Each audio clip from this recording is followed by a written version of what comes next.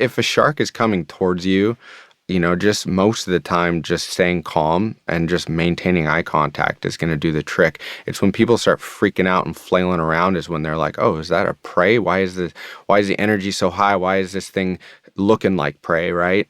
I mean, I have a hard time getting sharks close to me most of the time because I'm like wanting them to get close.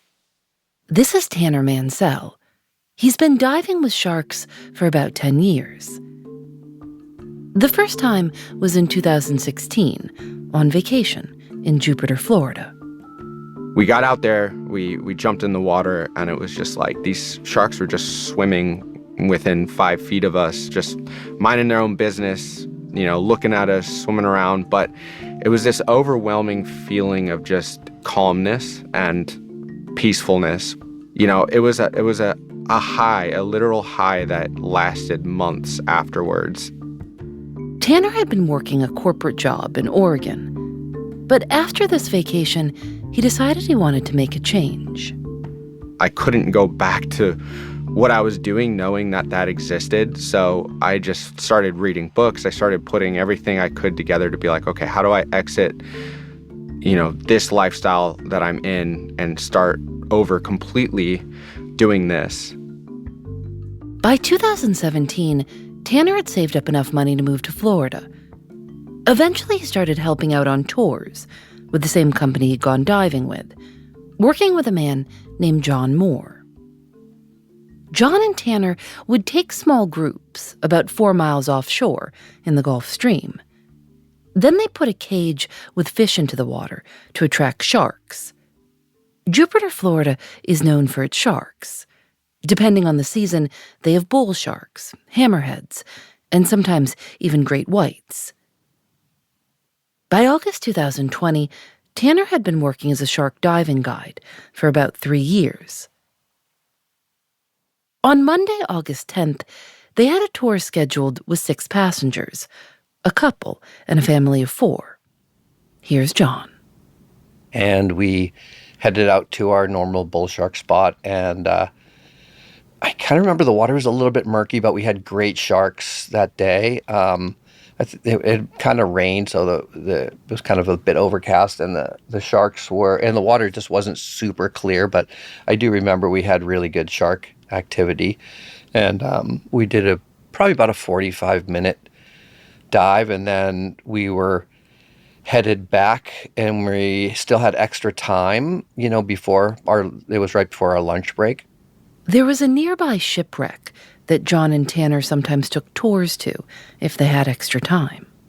And so we cruised over to that wreck, but the water was really murky there. Like I'd say, almost no visibility, like maybe not the kind of water you'd really want to be in, just because, it just becomes a little sketchier when the water's not clear.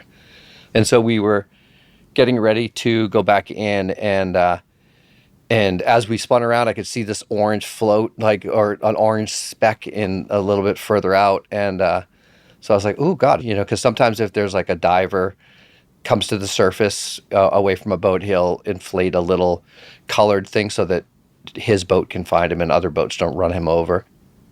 There's been dozens of times where we've picked people up out in the water, and so when I saw this buoy, I was thinking to myself, oh, it's probably a scuba diver or trash. So we did our normal routine. If it's trash, we'll pick it up. If it's a diver, we'll help them out, get them back to their boat.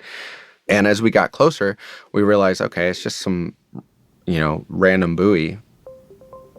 And Tanner grabbed it, but he's like, oh, there's a fishing line on it. And he started pulling in the line, and he's like, it feels like there's something on this. And, and it's a very thick fishing line, and he pulled and pulled and pulled. And then we got to a shark that was swimming on the line. Neither of them had seen anything like this before. I was out there at least 5 days a week, and we'd never seen anything like that because, occasionally, it's Florida, and people catch sharks occasionally, but there's strict regulations for shark fishing, and so we cut that shark free. But that line was attached, to a very thick line, and so we just started pulling on that thicker line, and it was one of those where it never ends. Like we pulled it in, we started pulling it, and we got to another shark, which we cut off, and then the line continued. So we realized we found something really, odd out here. When he looked at the setup a little more, John realized that it looked like a fishing method called longlining. But he'd never seen a long line in this area, and he'd never seen one with sharks on it. Longlining is it's a method of fishing where you will have miles of fishing line set out that'll have hooks spaced out upon it. And, when I was in college, I did a couple tours working on a longline boat for fishing for swordfish. And so I knew what longline is, but this wasn't, when I was fishing, it was a very legitimate looking setup. It wasn't like, this was not like your regular longline setup. This had like little pink and purple weights from Walmart attached to it, and to hold the line down, and had this little, faded buoy on the end of it. It was not like a legitimate looking setup. When I longlined, I was a buoy man, so I set the buoys out for the thing, and we would have, a massive buoy on the end of the line with our boat name, permit number, and everything on it, and then it had a large mast with a radar reflective dome thing on the top, so that other boats would recognize it and stay away from it. And this didn't have any of that. This looked like something very illegal and subversive going on. And we felt like, if we didn't act, these sharks would definitely die. Tanner says there were all different kinds of sharks on the line. Tiger sharks, nurse sharks, lemon sharks, and hammerheads. And that some of them looked like they weren't doing well. Some sharks, like hammerheads, need to keep moving to get enough oxygen. So they're trapped, they're not getting oxygen. So that's how a hammerhead shark will die, is you stop them from moving in the water. Tanner got in touch with a coworker, and she called NOAA, the National Oceanic and Atmospheric Administration. She said they seemed very concerned about what we had found. Then their coworker called Florida Fish and Wildlife. And they were as baffled as we were, because they'd never heard of this either. Like, this is not an area where, I knew lots of fishermen there. No one had ever heard of a longline there, ever. And so, we got no indication from anybody that we should stop doing this, because nobody knew what this was. So they kept pulling the line. At first, we kept thinking this was going to end. Like, you keep thinking like, okay, here's, there's another shark. Oh my God. And this must be the end of this line. But it didn't end. It went on forever. And this is like backbreaking work. Like, you're like hand over handing, especially because we're collecting this line and putting it on the boat, because, we didn't want to just, cut these animals free and leave like this line out there to, pollute the ocean or potentially ensnare some other wildlife.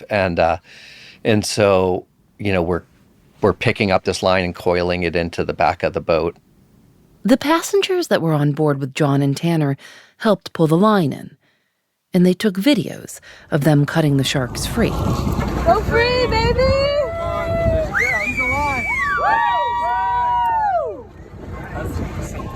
That made my day. Yeah! And everyone was kind of excited too, because it seemed like we had found like something very criminal going on, and we were, saving this wildlife. And the first few sharks, they looked exhausted because they've been, pulling against this line for a while. But, when we cut them free, they just swam away. But then we got to like a bigger hammerhead shark, and that shark was not in good shape. It sort of half swam, half sank, and I'm pretty certain it died. And it was a big, probably like a 12, I'd say at least like a 12-foot great hammerhead. They cut 19 sharks free. At one point, a few hours in, John called Fish and Wildlife. and spoke with an officer named Barry Partillo. John told him that they were still pulling the line in and cutting sharks free. Eventually, they had to head back to shore, and on the way, John spotted a fish and wildlife boat. And so I buzzed over to the fish and wildlife boat, and I said, hey, we found this line, out there. And he's like, I was the guy you were talking to on the phone. And so he took photos of this line, this giant pile of line in my boat, and said, oh my God, that's crazy. Like, I've never seen anything like that. And he said, can you put it on the dock? And I said, sure. Yep. And so I headed back to our marina where I did, as he said, I put it on the dock, much to the chagrin of the harbor master, who was like, wait, why are you putting this massive pile of line?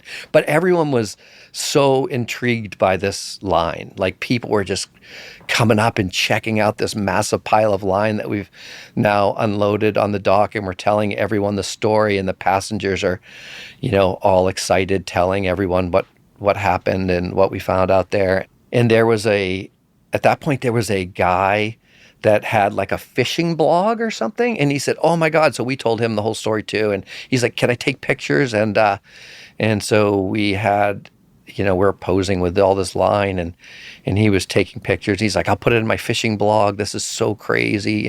And that was one of the pictures that then went viral online.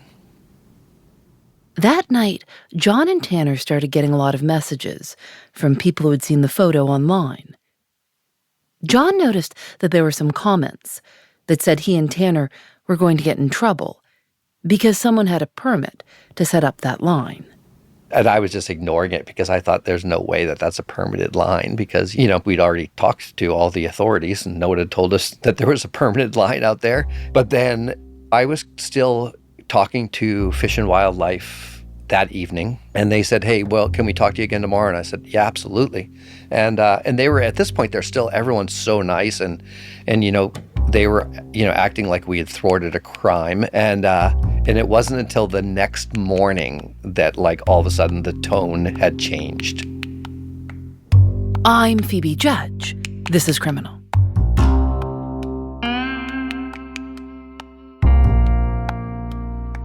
We'll be right back. To listen without ads, join Criminal Plus.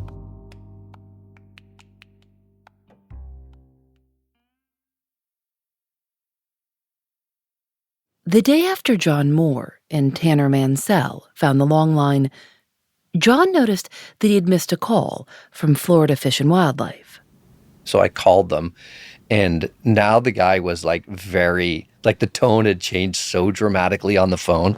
And the guy now was super aggro sounding on the phone. He's like, I need you to come down to, the marina right now. And, I want to talk to you. And I was like, hey, I'm going to talk to a lawyer, because I knew something was up. And I did not go down and meet him. And I said, you can talk to my lawyer. And then John found out that the rumors he'd been hearing online were true. The Longline had actually been legal. Someone had a permit for it. And it was permitted through NOAA, through the National Oceanographic and Atmospheric Administration. The organization that John says had seemed concerned about the line being there when his coworker called them. They learned that the permit belonged to a local fisherman's boat, and that it was a type of permit that was hardly ever granted. Here's Tanner. So this is the most rare permitted line in the U.S. Only up to 5, I think, are given out per year. And initially, I just felt bad because I'm like, oh, we obviously interfered with a legal thing, but we did everything we could to make sure that it wasn't. We thought we were uncovering a crime the whole time. We asked law enforcement. John and Tanner didn't hear anything else from law enforcement over the next few months. But they say a lot of people in the community were talking about what happened.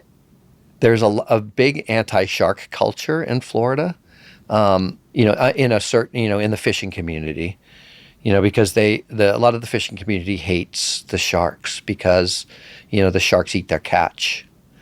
And so a lot of the fishermen, want the sharks dead.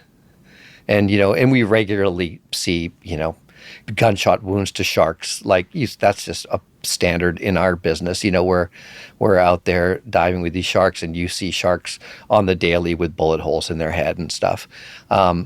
And so as soon as the fishing community found out that this was a legal line that was killing sharks out there, and that we had thwarted this, we became like public enemy number one. And they were like, I was getting death threats.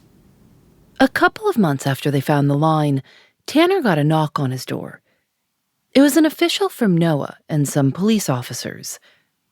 Tanner remembers them saying that they were now investigating what had happened with the Longline as a stolen property case. They essentially said to me, they were like, we're not going after you. We're going after Captain John. We're not planning to put you on the indictment, but we need information and we need your cooperation. And I was like, all I said was, yeah, I'm not doing that. I'm going to speak to a lawyer and we can talk after that. But I don't feel comfortable. And so they're like, okay, very well. No worries. And then they left. And then I told John, I'm like, dude, John, like, they're seriously coming at us. They were coming at you. And I just didn't say anything because I didn't feel comfortable. The whole thing just seemed so insane. Like if I was going to, if we were going to commit a crime out there, like I wouldn't be calling the police while I was doing it. I wouldn't be calling, Fish and Wildlife repeatedly on myself. And the passengers we had, this chief of police, his wife, who also worked in law enforcement, as witnesses to this, because they were listening to my phone conversations on speaker. They were seeing me reporting this in real time. There was no way that you could have thought that we were doing anything, illegal out there. John and Tanner both hired lawyers, but they hadn't been officially charged with anything. So they waited and tried to keep working as usual. It was always in the back of my head, but I honestly, I never thought anything would come of this. You couldn't forget about it because still, like, almost on a daily, there were people like waving pistols at me when I'd go out of the harbor, fishermen waving guns at me and, yelling obscenities at my passengers and stuff. Like the level of, vitriol from the fishing community was insane. It was like this for a couple of years. In 2022, Tanner traveled to Indonesia, where his partner runs a nonprofit. So I just landed in Indonesia. I'm about 2 days in, and I get a call from my lawyer who says, you're being arrested and you need to be in the U.S. tomorrow. John was at home in Florida when he got the call. He remembers it was his wedding anniversary, and he was at the store buying flowers for his wife. Tanner's lawyer reached out to the prosecution to explain that Tanner was out of the country. And said they're willing to turn themselves in. Tanner's in Indonesia. He'll catch the first flight back. But we need a little bit of time. And that's when things started getting really serious because the prosecutor started arguing that we couldn't do what's called like a safe surrender, or we couldn't turn ourselves in, that they were going to arrest us on our doorstep. John says that after a lot of back and forth through their lawyers, they were finally able to turn themselves in. They were both charged with theft of commercial fishing gear in federal waters, a felony. The prosecutor offered us plea deals to plead guilty, and John and I didn't even hesitate. We were like, no, we're not pleading guilty to something we didn't do. So if we would have pled guilty, we would have got misdemeanors, community service, and we had to write a letter of an apology and admit guilt and be like, we did, and we're like, no. We were like, we're not going to do that because we didn't do anything wrong here. John and Tanner's lawyers started preparing for the trial. Our lawyers sat John down before, and they tested him to see how he would hold up. And John is such a good energy, agreeing kind of guy that he failed so miserably. They quickly said, John, you are not cut out for for this. They're like, it's so easy to make you say, oh yeah, no, I see your point. And they're like, this doesn't work in court. So our lawyers were like, look, this prosecutor is going to eat John up if he goes up there. And I didn't even consider going up there because I'm like, well, if John's not going, I'm not going. We had 4 different lawyers representing us, and they said, we don't think that you guys should take the stand. We think that we have enough evidence here to acquit you. So we decided not to testify. The trial began on November 28th, 2022. The prosecution argued that we intentionally sought out to destroy this fisherman's property because sharks are worth more to us alive than dead. So we stole, essentially, they said we stole the sharks from them. Because you have a tourism business that relies on your clients being able to see sharks. Exactly. Which, obviously I don't want to see sharks die, but I'm also, no fool. I know that sharks are being harvested off of Florida daily, so I'm not, I wasn't trying to take a stand. I was trying to do the right thing, and I thought somebody was illegally killing them. The Fish and Wildlife officer who'd been on the phone with John, Officer Barry Partillo, testified. He told the court, quote, I advised him, as a law enforcement officer, we would never remove anything from a hook or a line without first investigating it. And we would never advise anybody to remove anything from a hook and a line without investigating it. He also said, I told him not to cut the fish off the line. John says he was surprised when he heard that. He says Officer Partillo never told him to stop. We reached out to Florida Fish and Wildlife and NOAA for this story, but didn't hear back. A NOAA officer who filed a report on the incident also testified and said that the report didn't include anything about John being told to stop. The trial lasted nearly 3 days. And then the deliberation lasted an eternity. It was like 2.5 days of the jury sending notes to us. One note from the jury to the judge read, quote, not unanimous, cannot get there. The jury asked for more specific definitions of certain words, like mistake. Near the end of the first full day of deliberations, the judge said the jury was, quote, still very divided. The next day, the judge issued something called an Allen charge, which urges the jury to work harder to reach a verdict to avoid a hung jury. It's also sometimes called a dynamite charge. So after our 3 days, basically, of jury deliberation and deadlock jury, they said the jury has come to a decision. And honestly, we had we all felt really good about it. And the prosecution looked stressed. And so when the jury came out, you could immediately see on their face that it was bad. People were avoiding eye contact as they came out. Some of the jurors were crying. And that's when I knew. I was like, oh, yeah, they're going to find us guilty. And the whole courtroom, everyone behind us started crying in our side of the courtroom. And I was just, honestly, I was pissed. I was in shock, and I was pissed.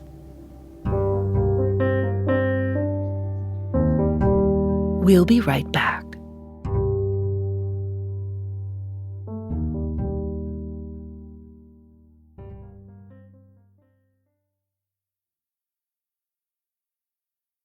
The U.S. Department of Justice issued a press release announcing John Moore and Tanner Mansell's conviction. It began, quote, a boat crew offering tourists the opportunity to swim with sharks took a pause between dives to steal a commercial fishing gear set. What was their sentence? The prosecutor was trying to get us to go to jail for 5 years and pay $250,000. They were each sentenced to 1 year of probation and had to pay back the cost of the Longline equipment and the sharks they let free. And I had 1 year of community service, which was, I volunteered at the shelter walking dogs. Like, that was great. Like, it was something I'd like to do anyway. The judge said, "I think their primary motivation was trying to protect the sharks and the ocean life." So the sentence itself was nothing, was really nothing. No, but there's a lot of things that come along with a conviction. It's with a felony, life changes. My daughter lives in Canada. I couldn't go visit my daughter in Canada. She just bought a house, just had a baby. And, with a felony conviction, anything like renting an apartment, you have to put down that you're, we're planning on moving to California, which we finally were able to do. But as we're applying for houses to rent, you have to put down that you're a felon on the thing, which, the most bizarre thing for me. Like, I didn't even have a speeding ticket. Like, I had never, this was not my wheelhouse. Did you appeal? Yes, we appealed. And luckily, my attorneys, they did it for free. They said, we're going to appeal. And I just said, listen, like, I'm completely bankrupt from this. We lost. I can't afford to appeal. And they're like, well, we're doing it and you don't have to pay anything. They appealed on an issue about jury instructions. 3 appellate judges heard their case and decided to uphold the convictions. But one of the judges wrote, "Because I am bound to consider only the single, narrow issue raised on appeal, I join my colleagues in affirming, but I do so with reluctance. John Moore Jr. and Tanner Mansell are felons because they tried to save sharks from what they believe to be an illegal poaching operation. They are the only felons I have ever encountered in 18 years on the bench and 3 years as a federal prosecutor who called law enforcement to report what they were seeing and what actions they were taking in real time." And so my lawyers were like, well, we're not done. We are going to see what the next step is. And it looked like it was going to be the Supreme Court.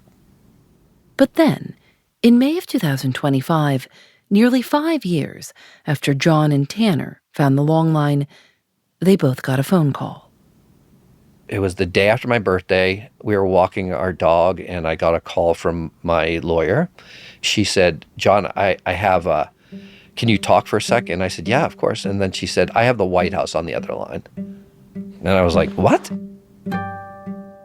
I was actually on a plane, and the plane started rolling forward, and I started getting a call from my lawyer, and he never calls. He's always emails. So I was like, ooh, I wonder what this is. Like, I didn't know. So I answered. I said, "Hey, I'm on a plane. It's rolling forward. I've got like 30 seconds. What's up?" And he said, "You were just pardoned by the President of the United States. Congratulations."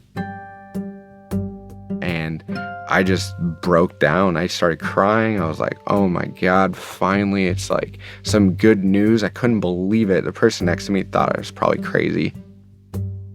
They were both shocked because they hadn't even applied for a presidential pardon. I could vote again, because that was another obvious thing that, you couldn't do. And if I wanted to have a firearm, which I hadn't wanted, but I could have a firearm again and all that. But you still couldn't, it wasn't recognized internationally. You were still a felon, but you were a pardoned felon. Meaning that the conviction, along with the pardon, would still appear on their criminal records. John would be able to visit his daughter in Canada, but he says in his case, he would have to apply for a special permit. John and Tanner's lawyers started working to get their felony records expunged. They submitted a petition to the original judge who heard their case. John says they were told it might take several weeks to hear back. But they heard the next morning that the judge had cleared their records. John and his wife live in California now. He's still out on the water most days. and still guiding shark dives and wildlife tours. How has this changed the way you do your job? I don't know if it's changed the way I do my job at all, but it's changed my outlook on everything else. I'm like a very optimistic person by, like annoyingly optimistic for a lot of people, like as my wife. And it stripped a little of that optimism from my brain because, I always thought if you do the right thing, then the universe takes care of you. And, and this was not the case in that situation. Tanner still lives in Jupiter and still leads shark diving tours. But he says he isn't able to enjoy it the way he used to. One day this past summer, he was heading back to the marina after a trip and saw 2 large gasoline canisters floating in the ocean, leaking gas. And my reaction is always, obviously, is to stop and pick them up and put them, clean up the ocean, right? So I got there and I immediately started feeling I was going to have a panic attack. That was... So I started feeling like I'm going to have a panic attack and kind of everything froze. And I just started feeling like, what's in these tanks, right? Like what's going to happen if I do this? So, even though I can blatantly see, gas leaking into the ocean, I was hesitant. And it took me like a good 5-10 minutes to like collect my thoughts and be like, all right, this is the right thing to do. And picked him up, took him in.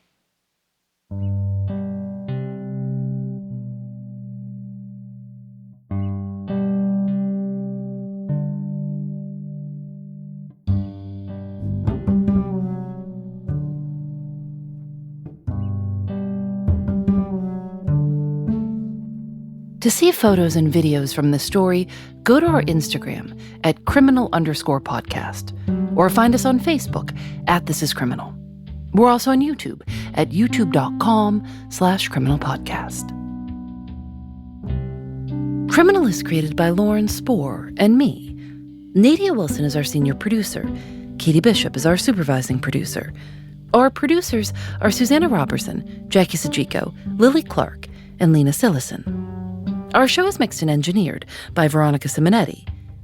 This episode was fact-checked by Katie Cederborg. Julian Alexander makes original illustrations for each episode of Criminal. You can see them at thisiscriminal.com. And you can sign up for our newsletter at thisiscriminal.com/newsletter. We hope you'll consider supporting our work by joining our membership program, Criminal Plus. You can listen to Criminal, This Is Love, and Phoebe Reads a Mystery without any ads. Plus, you'll get bonus episodes. These are special episodes with me and Criminal co-creator Lauren Spohr talking about everything from how we make our episodes to the crime stories that caught our attention that week to things we've been enjoying lately. To learn more, go to patreon.com/criminal.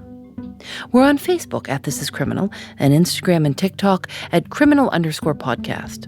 We're also on YouTube at youtube.com/criminalpodcast. Criminal is part of the Vox Media Podcast Network. Discover more great shows at podcast.voxmedia.com. I'm Phoebe Judge. This is Criminal.